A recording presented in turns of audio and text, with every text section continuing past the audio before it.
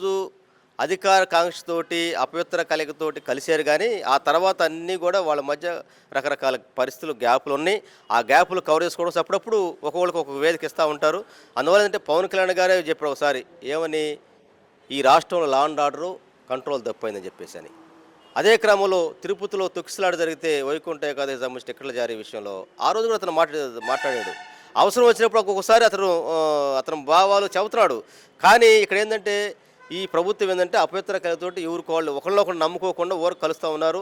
ఒక్కోసారి ఏం చేస్తారంటే పవన్ కళ్యాణ్ కొద్దిగా తోకదాడిస్తున్నాడని చెప్పి తెలుసుకుంటే వాళ్ళే మొత్తం కు కు అతని చుట్టూ చేరేదని అబ్బా! పవన్ కళ్యాణ్ గారు వీరుడు ఇక్కడ మాకు అతను చిన్నది చేసినా కూడా అబ్బో! హైప్ క్రియేట్ చేయడం పేపర్‌లో వాళ్ళే రాస్తారు.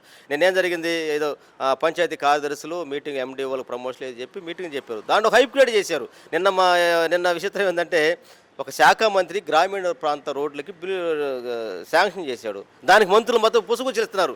తెలుసు అతనికి కొద్దిగా ఇంట్రెస్ట్‌గా ఉన్నాడు అనుకుంటే చంద్రబాబు డైరెక్ట్ పోయి అతన్ని లేకుండా హైప్ క్రియేట్ చేయడని.